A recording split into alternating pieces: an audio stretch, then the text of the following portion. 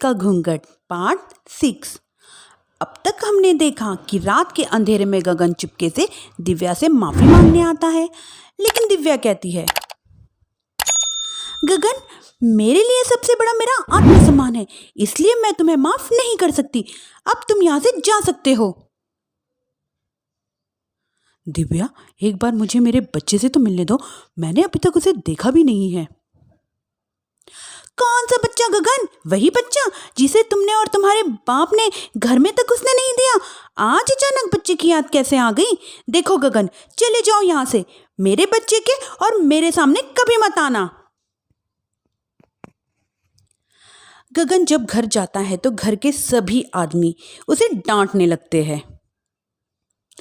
इतनी रात को कहाँ गया था गगन? दिव्या से माफी मांगने। तुझे शर्म नहीं आई अपनी बीवी से माफी मांगते हुए? घर की इज्जत का कुछ ख्याल है या नहीं? लेकिन चाचा जी, अपनी ही पत्नी से माफी मांगने में आखिर कैसी शर्म? अरे देख ल नवाब जादे पूछ रहे हैं कैसी शर्म। मुझे अभी तक ये समझ नहीं आ रहा कि दिव्या इसकी पत्नी है या ये दिव्या का पत्नी है। जीजा जी, पति पत्नी एक समान होते हैं और माफी मांगने से कोई छोटा या बड़ा नहीं होता। काश मैंने पहले ही अपनी पत्नी का साथ दिया होता। आज मैं आखिरी बार आप लोगों से कह रहा हूँ कि आप सब भी अपनी पत्नियों से माफी मांग ले। दिव्या ने तो मुझे माफ नहीं किया, शायद माँ, चाची, भाभी और दीदी आप लोगों को माफ कर दे। गगन सबको समझाने की बहुत कोशिश करता है, लेकिन कोई भी उसकी बात नहीं सुनता। वहीं दूसरी ओर बड़ी बहू के हाथ का खाना पूरे गांव में मशहूर हो गया था, तो उसने एक बहुत अच्छा सा होटल खोल लिया। दिव्या, मैं चाहती हूँ कि मेरे होटल की सबसे पहली ग्राहक तुम ही हो, क्योंकि तुम्हारी वजह से ही आज मैं अपना खुद का होटल खोल पाई हूँ। क्यों नहीं भाभी, लेकिन भाभी अब आपको अपने होटल में न सिर्फ इंडियन खाना बनाना है, बल्कि इटालियन, चाइनीज और फ्रेंच खाना भी बनाना होगा। बड़ी बहू सभी को अपने होटल का खाना खिलाती है। खाना खाने के बाद चाची कहती है, अरे बहू, इतना अच्छा खाना तो मैंने कभी बना ही नहीं सकती। तो वो हो गई है क्या कहते हैं उससे? मास्टर शेफ चाची जी। हाँ, मास्टर शेफ बहू, अब तेरा होटल चलेगा नहीं बल्कि दाड़ेगा। हाँ बहू, तूने खाना सच में बहुत स्वादिष्ट बनाया है। अब वीणा बेटी, तुझे क्या करना है? अपना बुटीक कब खोलेगी? माँ, कल ही कर दूंगी। दुकान और सिलाई मशीन का सारा काम हो गया है और वर्कर भी आ जाएंगे। तो ठीक है, फिर अच्छे काम में देरी नहीं करनी चाहिए। दिव्या भाभी, मैं चाहती हूँ कि मेरी दुकान का इनॉग्रेशन तुम करो। आखिर तुम्हारी वजह से तो मेरा बुटीक खुल रहा है। अगले दिन वीणा अपना बुटीक खोल लेती है, उसका बुटीक भी चलने लगता है।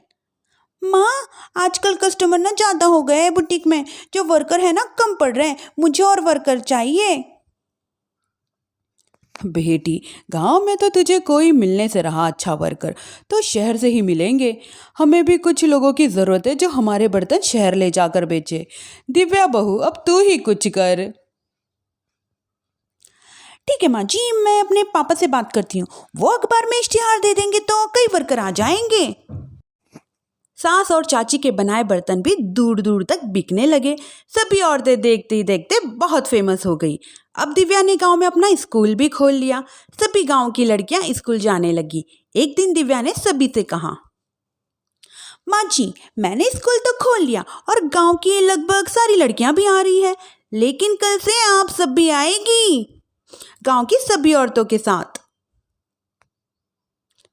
दिव्या बहू, ये कैसी बात कर रही है तू? इस उम्र में हम स्कूल जाते अच्छे लगेंगे क्या?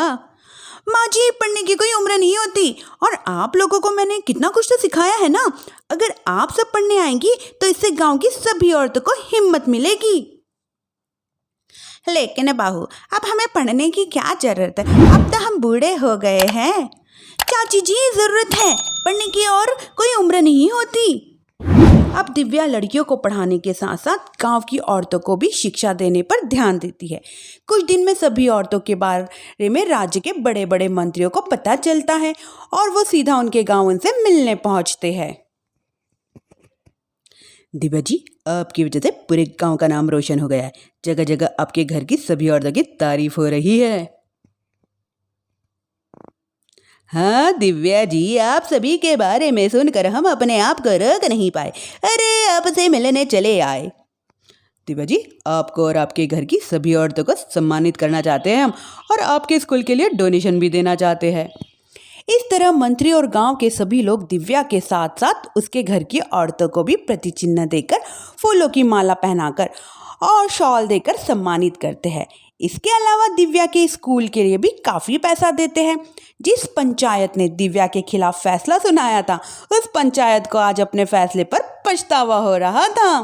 उधर घर के आदमियों की भी हालत और भी खराब हो गई थी। बापू, चाचा जी, जब गगन ने आपको समझाया था कि हम सब माफ़ी मांग लेते, तब आपने हमारी बात नहीं सुनी। अब देखिए सभी का राज्य में कितना नाम हो रहा है। खुद मंत्री जी उनको सम्मानित करने आए हैं। बापू जी, मगन और गगन सही कह रहे हैं। हमारी हालत तो दिन पर दिन खराब होती जा रही है। ना तो हम घर का कोई काम कर पा रहा है और ना ही बाहर का। तुम लोग सबसे जरूरी बात सबसे आखिरी में बताते। ये बात तुम लोगों को पहले भी तो बता सकते थे। भैया, हमें सबसे माफ़ी मांगनी चाहिए और सबको वापस यहाँ बुला के लाना चाहिए। ठीक है, तुम सब यही चाहते हो तो चलो आज ही घर की सभी औरतों को घर ले आते हैं। घर के सभी आदमी चल देते हैं। सभी औरतों से माफ़ी मांगने के लिए जैसे ही वो औरतों के पास पहुंचते हैं, वो भी हैरान हो जाती है। छोटी, ये सब यहाँ क्यों आए हैं? पता नहीं, लगता है आज फिर झगड़ा करने आए हैं हमसे। अगर आज इसने कुछ बोला मुझसे तो छोड़ूंगी नहीं इसे। मैं भी नहीं छोड़ूंगी मगन को, ना इनका भर्ता बनाया तो कहना। शांत रहो आप सब, देखने तो दो क्या कहते हैं। सभी आदमी अपनी अपनी पत्नियों से माफ़ी मांगते हुए कहते हैं, भाग्यवान, मुझे माफ़ कर दो, मैं तुम्हें घर ले जाने आया हूँ। तुम्हारे बिना घर बहुत सूना लगता है भाग्यवान, घर चलो। सुजाता, मैंने जो भी तुम्हारे साथ किया उसके लिए मैं बहुत शर्मिंदा हूँ। मुझे तुम्हारी और तुम्हारे हाथ के बने खाने की बहुत याद आती है। तुम मेरे साथ घर चलोगी ना? वीणा, वो घर मेरा नहीं तुम्हारा है। मैं नहीं चाहता कि तुम मेरी वजह से अपना घर छोड़ दो, इसलिए अपने घर चलो और हम सबको माफ़ कर दो। अपने पतियों की माफ़ी मांगने से सभी औरतें अपने पतियों को माफ़ करने और उनके साथ घर जाने को तैयार हो जाती है। लेकिन दिव्या घर आने से मना कर देती है। सभी औरतें उसे समझाती है। दिव्या बहू, अब घर जाने में क्या दिक्कत है? मांग तो ली सबने माफ़ी। देख तो गगन भी कितना शर्मिंदा है। हाँ बहू, हमारी लड़ाई तो यही थी कि ये हमसे माफ़ी मांगकर इज्जत के साथ घर ले जाए। अब घर चलने से तेरी शादी बच सकती है। चाची जी, मैं पहले ही बता चुकी हूँ, अब दोबारा से फिर कह रही हूँ, मेरे लिए सबसे बड़ा मेरा आत्मसम्मान है। आप लोगों की शादी आपकी मर्जी से नहीं हुई है, लेकिन मेरी शादी मेरी मर्जी से हुई है। इसलिए शायद आप लोगों को कोई फ़र्क नहीं पड़ता कि आपके पति ने आपके साथ क्या किया, पर मुझे इस बात से बहुत फ़र्क पड़ता है कि मेरे पति ने मुझे अपने बराबर नहीं समझा और इसलिए मैं उसे माफ़ नहीं कर सकती। दिव्या, मैं अपने बर्ताव के लिए बहुत शर्मिंदा हूँ। तो जिंदगी भर शर्मिंदा रहना। और हाँ, आप सब इन लोगों के साथ जाना चाहती हैं तो जाइए, लेकिन मेरी एक बात हमेशा याद रखिएगा, शादी सिर्फ एक रस्म होती है। इस रस्म में पति और पत्नी दोनों बराबर के हिस्सेदार होते हैं, ना कोई छोटा होता है ना कोई बड़ा। इसलिए यदि आपका पति आपको सम्मान दे तो बदले में उसको सम्मान दे, नहीं तो वो जैसा करे आप भी वैसा करो। दिव्या गगन के साथ नहीं जाती है और अपने बेटे के साथ वहीं रहने का फैसला करती है। वो न सिर्फ अपने गांव बल्कि हर जगह जाकर महिला शिक्षा और उनके अधिकारों का प्रचार करती है।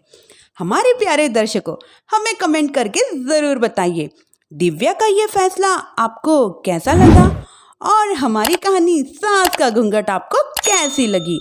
इसी तरह की मज़ेदार कहानियाँ सुनने के लिए हमारे चैनल को सब्सक्राइब जरूर करें।